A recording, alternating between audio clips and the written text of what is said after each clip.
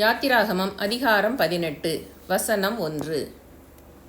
தேவன் மோசேக்கும் தமது ஜனமாகிய இஸ்ரவேலுக்கும் செய்த யாவையும், கர்த்தர் இஸ்ரவேலை எகிப்திலிருந்து புறப்பட பண்ணினதையும், மீதியானில் ஆசாரியனாயிருந்த மோசேயின் மாமனாகிய எத்திரோ கேள்விப்பட்டபோது.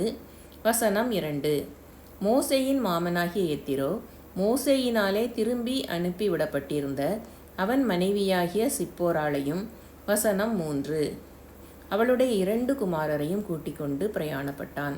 நான் அந்நிய தேசத்திலே பரதேசியானேன் என்று மோசே சொல்லி ஒரு மகனுக்கு கெர்சோம் என்று பெயரிட்டிருந்தான். வசனம் 4. என் பிதாவின் தேவன் எனக்கு துணை நின்று பார்வோனின் பட்டயத்துக்கு என்னை தப்புவித்தார் என்று சொல்லி மற்றவனுக்கு எலியேசர் என்று பெயரிட்டிருந்தான். வசனம் 5. மோசேயின் மாமனாகிய எத்திரோ மோசேயின் குமாரரோடும் அவன் மனைவியோடும் கூட அவன் பாளையம் இறங்கியிருந்த தேவ பர்வதத்தின் இடத்தில் வனாந்தரத்துக்கு வந்து. வசனம் 6.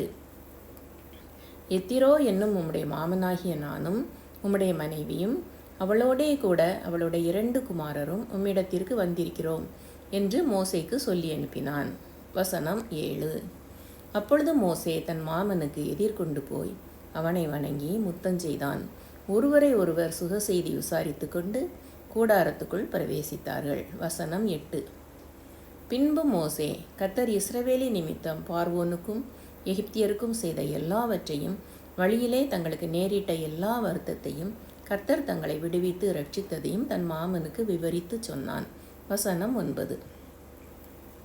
கர்த்தர் இஸ்ரவேலரை எகிப்தியரின் கைக்கு தப்புவித்து அவர்களுக்கு செய்த சகல நன்மைகளையும் குறித்து எத்திரோ சந்தோஷப்பட்டு. வசனம் 10. உங்களை எகிப்தியரின் கைக்கும் பார்வோனின் கைக்கும் தப்புவித்து எகிப்தியருடைய கையின் கீழ் இருந்த ஜனத்தை விடுவித்த கர்த்தருக்கு ஸ்தோத்திரம்.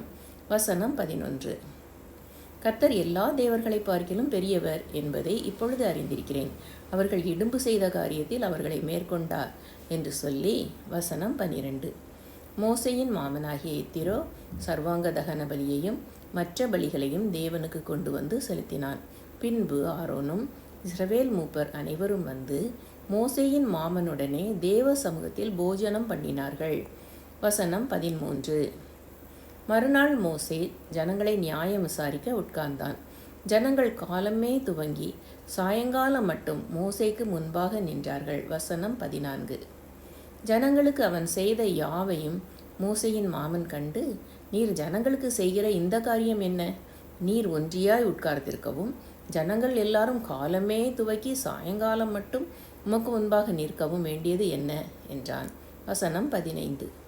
அப்பொழுது மோசே தன் மாமனை நோக்கி, தேவனிடத்தில் விசாரிக்கும்படி ஜனங்கள் என்னிடத்தில் வருகிறார்கள். வசனம் 16. அவர்களுக்கு யாதொரு காரியம் உண்டானால் என்னிடத்தில் வருகிறார்கள். நான் அவர்களுக்குள்ள வழக்கை தீர்த்து தேவ கட்டளைகளையும் அவருடைய பிரமாணங்களையும் தெரிவிக்கிறேன் என்றான். வசனம் 17. அதற்கு மோசேயின் மாமன், நீர் செய்கிற காரியம் நல்லதல்ல. வசனம் 18.